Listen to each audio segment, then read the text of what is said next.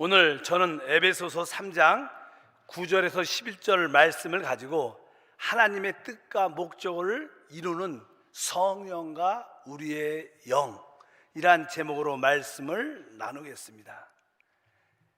저는 고등학교를 졸업하고 대학교 때부터 생각보다 많은 방황이 있었던 것 같습니다. 왜 살까? 인생의 의미는 무엇일까를 알고 싶었는데 알 수가 없었고, 그래서 많은 방황과 어려움 가운데 있었습니다. 그런 가운데 하나님을 만나게 되고 마음속 깊은 곳에 인생의 의미를 알게 됐습니다. 그리고 인생의 의미가 어느 정도는 깨달아지니까 제 마음속에, 그러면 하나님의 인생의 의미인데 하나님의 뜻과 목적은 어디에 있을까? 우주를 왜 창조했고 왜 나를 창조했을까? 하나님의 뜻과 목적은 무엇일까? 거기에 깊은 관심이 있었습니다. 그런 가운데 이 하나님의 뜻과 목적은 오직 하나님 말씀 성경에만 계시되어 있다는 것을 깨닫게 됐죠. 그래서 하나님의 말씀 성경을 통해서만이 하나님의 뜻과 목적을 우리가 볼 수 있습니다. 오늘 성경을 보게 되면 하나님의 뜻과 목적이 무엇인가를 우리가 알 수 있습니다.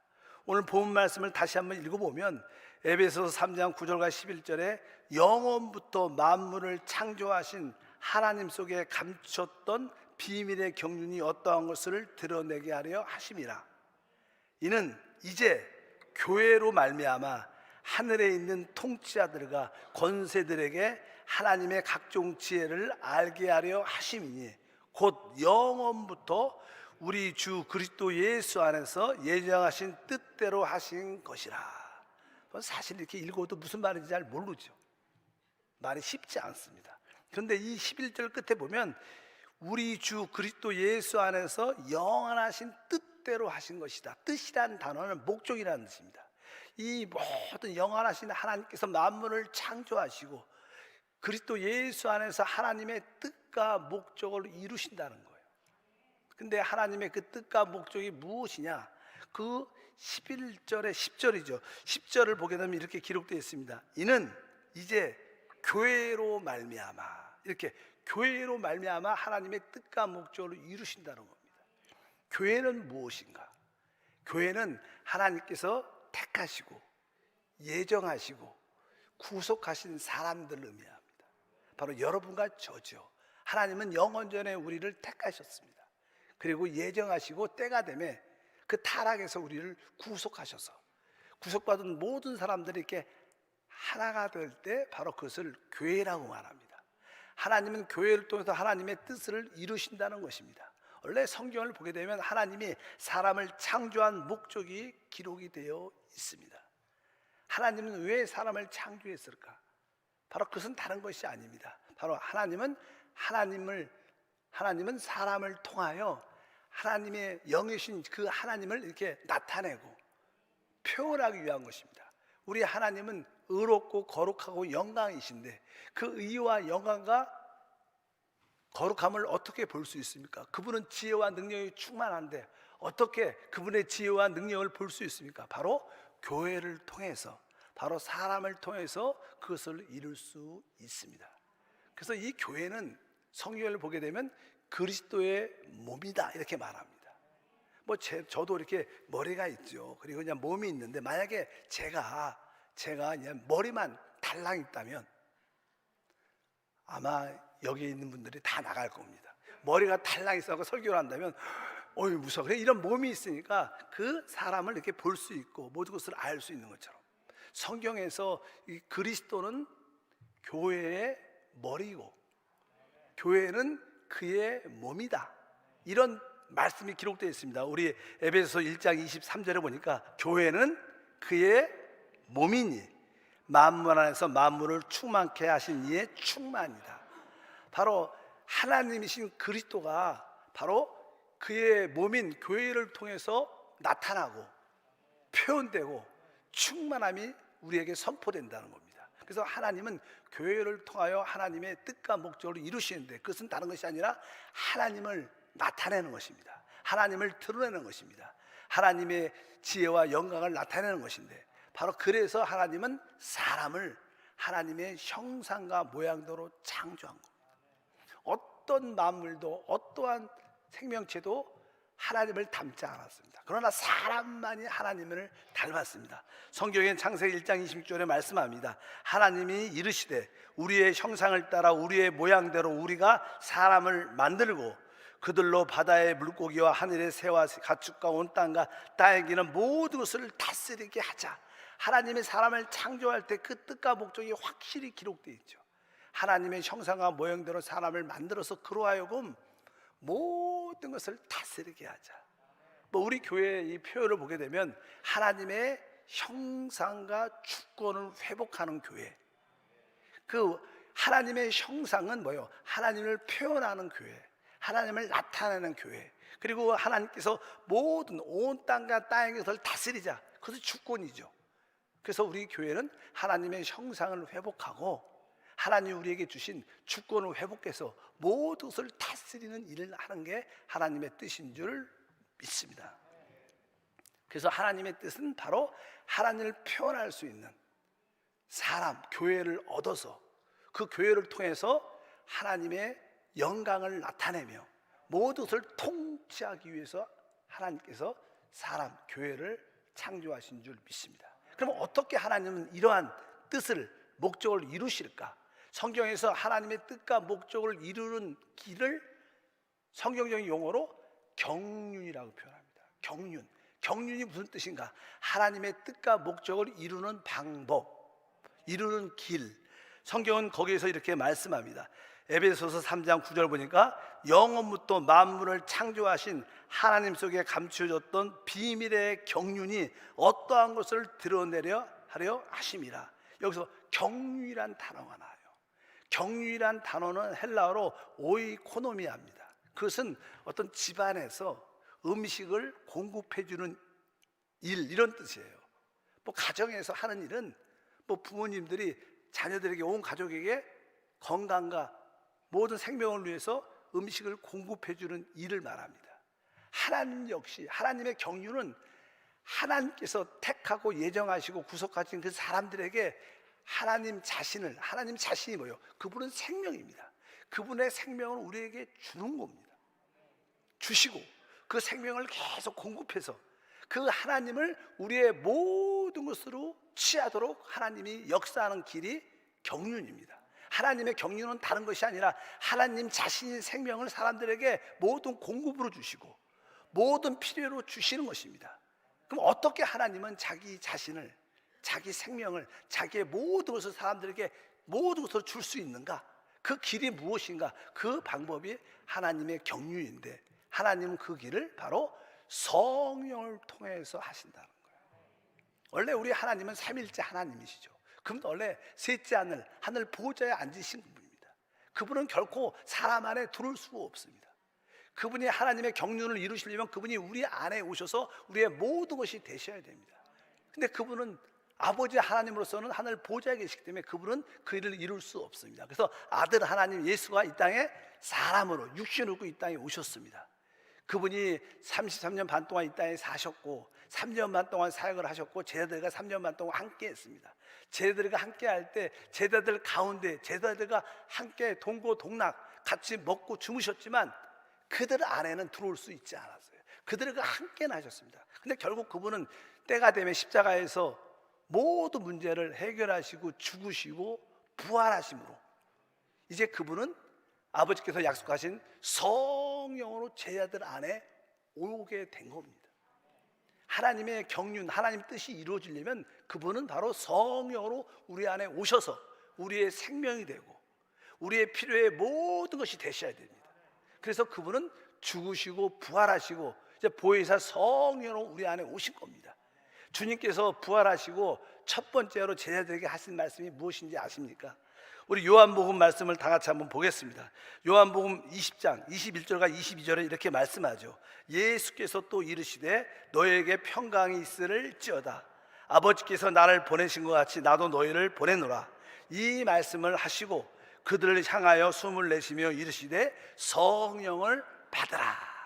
주님이 부활하신 날 제자들에게 나타나셔서 너에게 평강이 있을지어다 말씀하시고, 이제 마지막에 그분께서 이제 숨을 이렇게 후 내쉬면서 성령을 받으라. 이 성령은 거룩한 공기입니다. 그런 뜻입니다. 거룩한 영, 거룩한 공기. 주님은 이제 처음에는 육신으로 오셨지만 두 번째는 죽음과 부활을 통하여 보이지 않는 성령으로 오신 겁니다. 그래서 이제 너희가 성령을 받으라. 그리고 성령을 제자들 심령 안에 마음껏 받게 하심으로, 그때부터 영원토록 주님이 제자들과 함께 하신 줄 믿습니다. 그래서 이 성령은 어떠한 분인가? 성령은 다른 분이 아니라 바로 우리 하나님, 삼위일체 하나님이 우리 안에 도달하시는 분입니다. 하나님이 우리 안에 도달할 때, 우리 안에 이렇게 체험될 때 그분이 성령이셔요.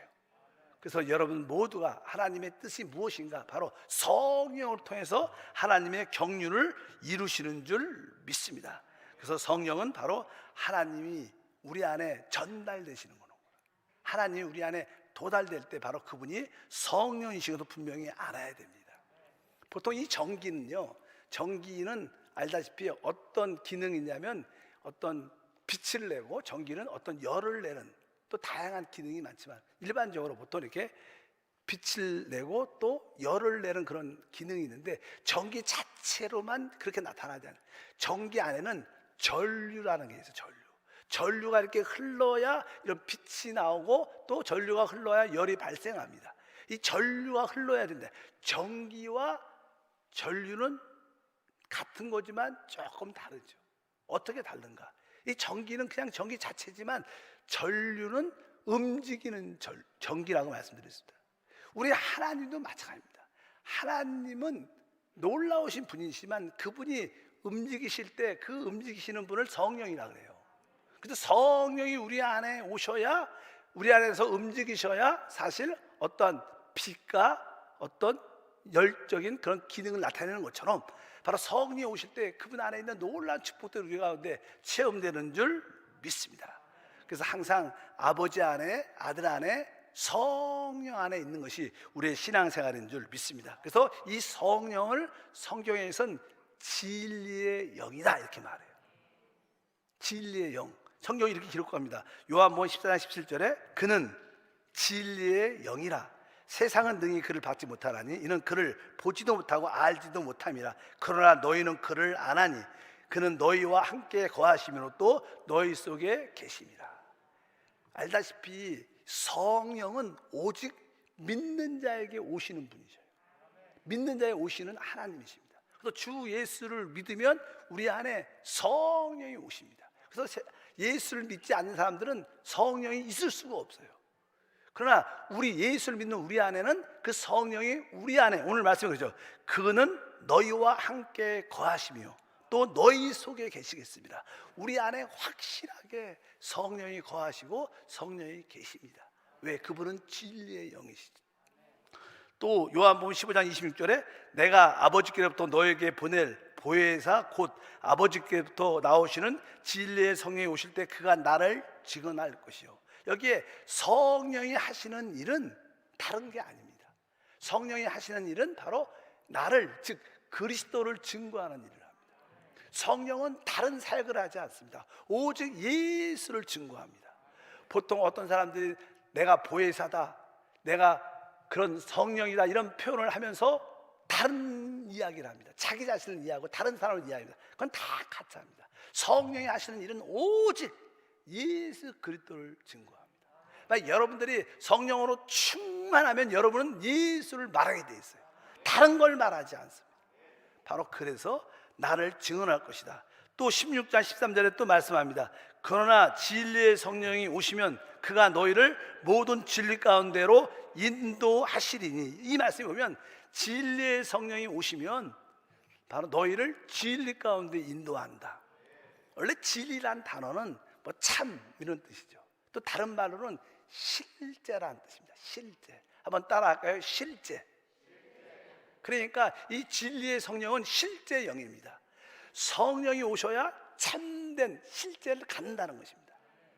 예를 들어서 2000년 전에 이미 하나님의 아들 그리스도가 십자가에서 몸 찢기고 피 흘리심으로 하나님의 구속을 이루어 놓으셨어요. 그것은 객관적인 사실이에요. 이미 이루어진 사건입니다. 그런데 내가 믿을 때, 내가 성령으로 체험될 때 그 십자가의 죽음이 나를 위한 축복이 돼요. 나에게 실제가 됩니다. 그냥 객관적인 사실은 그냥 객관적인 사실일 뿐입니다. 근데 그것이 나에게 주관적으로 내 것이 되려면, 나의 실제가 되려면 누가 와야 돼요? 성령이 오셔야 돼요. 성령이 와야 나의 구원이 되고, 나의 생명이 되고, 나의 능력이 되고, 나의 지혜가 되는 줄 믿습니다. 그게 나의 것, 나의 주관적인 체험이 되는 것을 실제라고 표현합니다. 그러니까 성령이 오셔야 참된 실제 안으로 들어간다는 거예요. 뭐 기도 응답도 성령이 오셔야 기도 응답의 실제를 갖게 되는 거예요. 우리가 찬양을 하죠. 뭐 입을 열어 다 찬양한다고 찬양이 아니죠. 어떤 분은 찬양의 실제가 있어요. 왜? 그것은 성령에서 찬양을 할 때 그 찬양의 실제를 갖게 되는 거예요. 모든 봉사와 섬김이 어디 안에서? 진리의 영, 실제의 영 안에서 해야 그것이 진짜 나의 체험과 누림과 축복이 되는 줄 믿습니다. 그래서 이 신앙생활에서 하나님의 경륜을 이루는 길은 무엇이냐? 그 길은 바로 성령을 주시는 일이에요. 성령 안에는 하나님의 생명으로 구성되어 있기 때문에 바로 그것이 우리에게 생명을 주는 줄 믿습니다. 그러니까 참된 신앙생활은 바로 그 성령을 하는 거예요. 그 삼위일체 하나님의 모든 답이 다 어디 들어있냐면 성령 안에 있습니다. 그러니까 여러분들이 신앙생활하면 뭐예요? 성령을 알아야 되는 거예요. 성령을 알 때 성자와 성부와 영의 하나님을 다 아는 겁니다. 성령을 모르면 다 모르는 것입니다. 성령을 체험해야 성령과 함께하고 성령이 내주하심을 따라 살 때 우리는 참된 신앙생활을 하는 것입니다. 근데 이 성령이 어떤 일을 하시냐예요. 이 성령은 다른 일을 하는 게 아니라 바로 우리를 거듭나게 하는 놀라운 일을 하게 될 줄 믿습니다. 그래서 신앙생활에 성령이 첫 번째 하는 일은 바로 우리 죽은 우리 영을 살리는, 거듭나게 하는 일을 첫 번째로 하십니다. 그래서 성경에서 신앙생활의 관건을 위하여 성령과 우리의 영에 대한 말씀을 반복적으로 기록하고 있어요. 그래서 한번 적어도 세 구절을 보게 되면 첫 번째 요한복음 3장 6절입니다. 육으로 난 것은 육이요 영으로 난 것은 영이다. 앞에 있는 영으로 난 것은, 영은 대문자로 써 있을 때 헬라어로 우리가 성령이라고 번역을 하고 소문자로 써 있으면 우리의 영이라고 번역합니다. 여기 보니까 영으로 난 것은 영이다. 요한복음 3장에 보면 그 당시 최고의 종교적인 지도자였던 니고데모란 나이가 많은 분이 젊은 청년인 예수께 밤에 찾아왔어요. 낮에 찾아오면 남들이 보는 눈이 많으니까 밤에 몰래 찾아와서 예수님께 말씀을 합니다. 당신께서 하늘에서 오시지 않았으면 이런 일을 아무도 할 수 없습니다. 그래서 하늘에 대한 이야기를 합니다. 그래서 우리 주님께서 그에게 네가 하늘에 대해서 이야기를 하냐, 사람이 거듭나지 아니하면 한란을 볼 수도 없고 들어갈 수도 없다, 이런 말씀을, 거듭나지 아니하면 그런 말씀을 딱 하셨어요. 그러니까 니고데모가 이해를 못하죠. 그러면 내 나이가 60이쯤 되는데, 뭐 그렇게 안 써 있어. 나이가 60쯤 됐는데 이 늙은 나이에 다시 어머니 모태 속에 들어갔다 다시 태어나야 됩니까? 이렇게 질문을 했어요. 그러니까 우리 주님께서 육으로 난 것은 육이다. 네가 지금 다시 어머니 태 속에 들어갈 수 없지만 설사 어머니 태 속에 들어가서 다시 태어났는데도 너는 여전히 육일 뿐이다. 너는 성령으로 나야 영이 될 수 있다. 그래서 영으로 난 것은 영이다, 이렇게 말씀합니다. 여기서도 뭐예요? 성령과 우리 영에 대해서 두 단어를 언급하죠. 또 요한복음 4장 24절도 마찬가지입니다. 다 같이 읽어보니까 하나님은 영이시니 예배하는 자가 영과 진리로 예배할지니라. 여기에 하나님의 영, 성령에 대한 말씀이 있고 또 예배하는 자가 영과 진리, 여기서 영은 거듭난 우리 영을 말하는 거예요. 우리가 하나님 때 예배하려면 영으로 예배를 드려야 돼요. 영으로. 그래서 영과 진리, 여기도 하나님의 영과 사람의 영에 대한 언급을 같이 하고 있어요. 또 로마서 8장 16절도 마찬가지입니다. 성령이 친히 우리의 영과 더불어 우리가 하나님의 자녀인 것을 증언하신다. 여기도 성령이 나오고 또 뭐가 나와요? 우리의 영이 나와요. 신앙생활의 관건이 무엇이냐? 성령으로 거듭난 우리의 영을 갖지 않은 겁니다. 여러분들이 성령을 알아야 되고, 그 다음에 우리에게 거듭난 영은 알아야 됩니다. 왜? 거듭난 영 안에 성령이 와 계시기 때문에. 그럴 때 우리가 하나님의 은혜와 축복을 누리게 될 줄 믿습니다. 그래서 이 하나님이 우리의 영을 거듭나게 하신 것은 하나님을 이제 만지고 체험하고 하나님을 예배하도록 하나님께서 우리에게 거듭난 영을 주신 줄 믿습니다. 그래서 사람에게 가장 많은 조직과 기관과 부분들이 많지만 사람에게 가장 위대한 부분은 우리의 영이에요. 우리에게 많은 필요한 것도 있고, 남들은 우리의 뇌 기능이 좋아야 되고, 어떤 분들은 심장이 제일 중요하다, 여러 가지 이야기를 많이 하지만 인간에게 가장 중요한 부분은 영입니다. 그래서 하나님께서 자기 자신을 계시할 때 나는 하늘을 피고 땅의 터를 세우고 사람 안에 영을 지으신 하나님이다.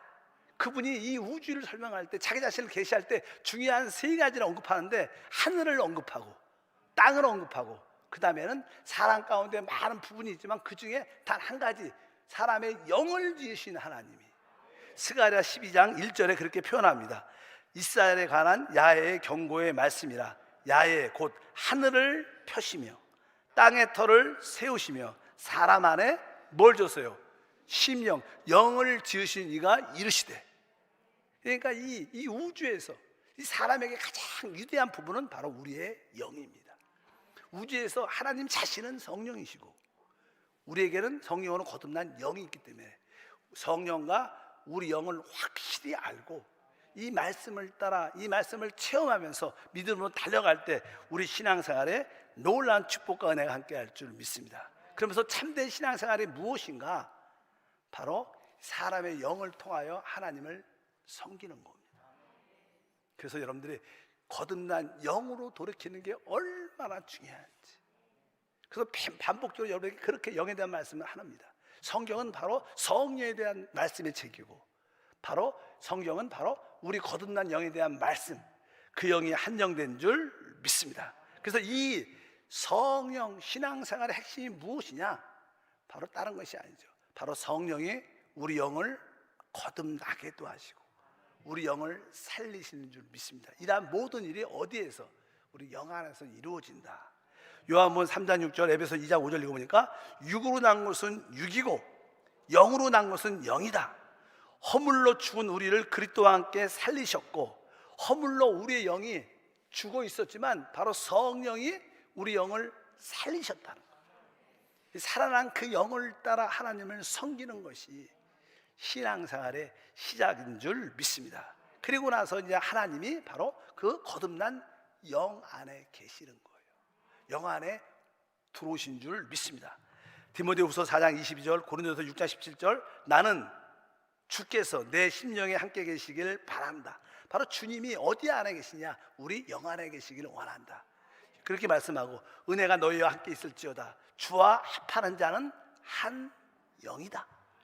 바로 우리는 우리 거듭난 영 안에서 성령과 하나가 될 수 있다.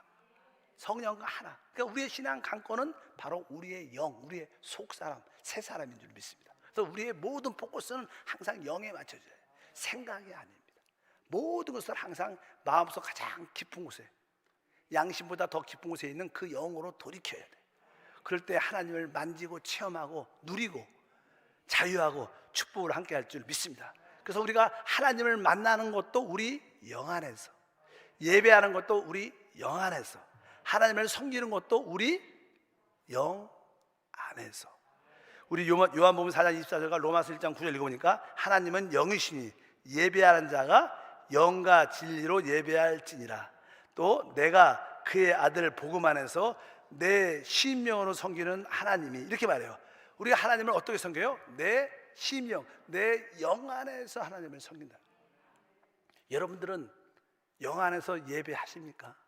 또 영 안에서 봉사하고 주님을 섬깁니까? 이 모든 것들이 영 안에서 이루어진다는 확신과 믿음이 있으면 여러분의 자유와 해방이 함께할 줄 믿습니다. 하물며 우리가 기도할 때도 영 안에서 기도하고, 또 우리가 우리 영 안에 그 하나님의 영으로 충만하게 채워져야 된다. 에베소서 6장 18절 5장 18절 읽어보니까 모든 기도와 간구를 하되 항상 성령 안에서 기도하라. 원래는 그냥 대문자로 써있지만 원래 소문자 표현이 훨씬 많습니다. 그래서 우리가 영 안에서 기도해야 된다. 그리고 뒤에 보니까 오직 성령으로 충만을 받으라. 우리 영 안에 하나님의 영으로 충만하게 채워져라. 계속 영 안에서 기도하고 영 안에서 하나님의 영으로 채워지라고 말씀해요. 우리의 신앙생활의 모든 관건은 그 키가 우리의 영 안에 있는 거예요. 그리고 나서 우리의 신앙생활은 하나님이 보여주는 어떤 계시가 있고요, 이상, 비전이 있습니다. 하나님이 보여주는 모든 것들은 다 영을 통해서 보여줘요. 영 안에서 보여주는 거예요. 그래서 우리에게 기도할 때마다 하나님 나에게 지혜와 계시 영을 더하소서. 계시의 영이 있어야 하나님의 주시는 계시가 깨달아지죠. 우리 에베소서 1장 17절에 보니까 우리 주 예수 그리스도의 하나님 영광의 아버지께서 지혜와 계시 영을 너희에게 주사 하나님을 알게 하시고, 여러분들이 하나님을 알려면 여러분에게 지혜와 계시의 영이 있어야 돼요. 이런 지혜와 계시 영은 우리 영 안에 주어주는 축복. 내가 영 안에 있을 때 지혜가 생기고 영 안에 있을 때 계시가 깨달아지는 거예요. 그래서 이렇게 혹시 많이 배우진 못한 이렇게 나이가 많은 권사님이 있을지라도 권사님들은 알다시피 어떻게 해요? 기도를 많이 하시죠. 그래서 종종 우리 나이가 많은 권사님들을 뵙으면 대화를 해보면, 야, 우리 권사님에게 이러한 지혜가 있었어. 야, 놀라운 말씀을 많이 하셔요. 기도를 많이 하는 분들은. 왜? 거기에 늘 기도를 많이 하니까 영 안에 있게 되고, 그 결과 지혜와 계시가 그분을 통해서 나타나는 거예요. 기도해야 돼요. 그때 영 안에 있게 되고, 영 안에 있을 때 지혜와 계시가 드러나서 놀라운 것을 깨닫는 은혜와 축복도 함께 할 줄 믿습니다. 어쩌든지 모든 계시는 어디에 와요? 영 안에서 보여지는 겁니다. 영 안에 있을 때 여러분들은 놀라운 하나님의 계시를 보게 돼요. 계시록 같은 경우에 보면요, 사도 요한이 성경에 보면 내가 영 안에 있을 때 놀라운 계시 환상을 봐요. 근데 첫 번째는 그는 그리스도와 그의 몸된 교회를 봐요. 그리고 또 성경에 보니까 그가 영 안에 있었을 때 하늘의 보좌를 봐요. 보좌에 앉으신 하나님을 봐요. 또 세 번째는 또 그가 영 안에 있을 때 세상에 있는 종교적인 바벨론의 멸망을 봐요. 무엇이 바벨론인지를 봐요. 세상적인 바벨론, 종교적인 바벨론을 보게 되고, 마지막에는 그가 영 안에 있을 때 하나님의 모든 결론인 새 예루살렘을 봅니다. 이런 모든 것을 볼 때 그가 영 안에 있었을 때 성령에 감동될 때 봤다고 말해요. 그러니까 이 계시록에서 성령에 감동됐다, 성령으로, 이런 표현들은 원어에 영 안에 있었더니 이런 뜻이에요. 그 사도 요한이 생각 안에 있는 것이 아니라 어디 안에? 영 안에 있었더니, 마음으로 깊이 돌이켜서 기도하면서 영 안에 있었더니 그런 계시가 보였다는 거예요. 우리 한번 읽어보면 계시록 1장 10절에서 주의 날에 내가 성령에 감동되어, 이 말이 무슨 뜻이요? 내가 영 안에 있었더니 이렇게 써 있어요. 그럴 때 뭘 봐요? 내 뒤에서 나는 낫발 소리 같은 큰 음성을 듣게 돼요. 그래서 그 음성을 들으려고 뒤돌아보니까 그리스도가 보이고 그의 몸된 교회가 보이는 사건을 체험하죠. 그 다음에 계시록 4장 2절로 읽어보니까 내가 곧 성령에 감동되었더니, 이것이 영 안에 있었더니 보라 하늘에 보좌를 베풀었고 그 보좌 위에 앉으신 이가 있는데, 하늘의 보좌를 보게 되고 그 앉으신 이를 보게 되는 거예요. 많은 사람들이 그 하늘 보좌 보고 싶어 하잖아요. 우리가 신앙생활하면서 하나님 영광을 보고 싶습니다. 생각한다고 보여지는 게 아니라 영 안에 있을 때, 기도로 충만해서 영 안에 있을 때 그것이 깨달아지는 거예요. 17장 3절도 곧 성령으로 나를 데리고, 이것이 영 안에 있었던 뜻입니다. 나를 데리고 광야로 가니라. 내가 보니 여자가 불구 및 짐승을 탔는데 그 짐승의 몸에 하나님을 모독하는 이름들이 가득하고 7머리와 10뿔이 있으며, 이것은 바로 세상과 종교적인 바벨론을 이 세상이 이끌어간다는 거예요. 결국 이것이 멸망을 당하죠. 바로 영 안에 있을 때 멸망하는 세상 문화, 종교를 보게 됩니다. 이 세상이 끝난다는 뜻이죠. 그리고 마지막으로 21장 10절에 성령으로 나를 데리고 크고 높은 산으로 올라가 하나님께로부터 하늘에서 내려오는 거룩한 성 새 예루살렘을 보이니, 바로 거룩한 성 새 예루살렘, 바로 하나님과 사람이 연합된 실체를 실제로 보게 된다는 거예요. 이러한 모든 계시가 우리 영 안에서 보여지는 거예요.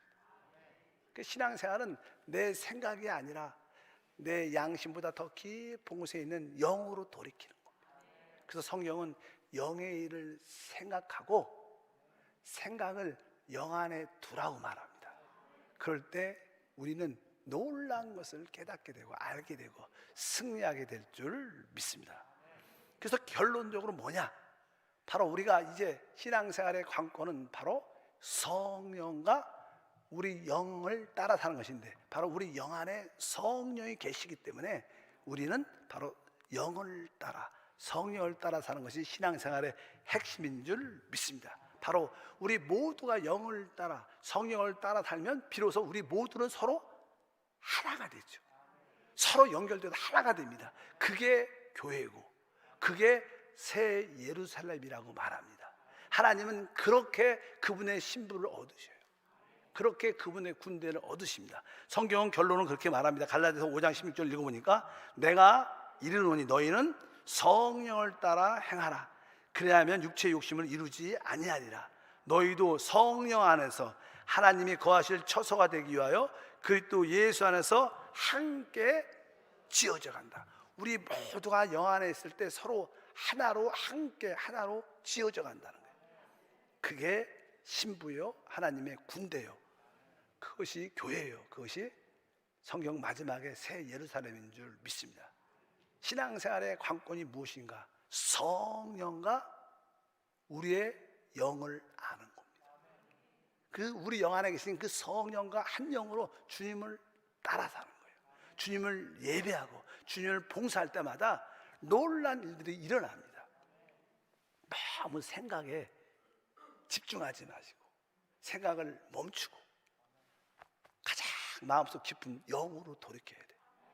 여러분, 마귀는요, 하나님을 배역한 악한 타락한 천사입니다. 천사라는 영이란 뜻이에요. 사단도 마귀도 영적인 존재죠. 그를 따른 천사들, 하늘에 있는, 공중에 있는 악한 영, 어둠의 영, 이것도 다 영이죠. 영. 그리고 귀신, 귀신은 성경으로 원어에 보면 더러운 영, 저주받은 영 이렇게 써 있어요. 우리말로 그냥 귀신이라고 말하지만 그 귀신은 어떤 영?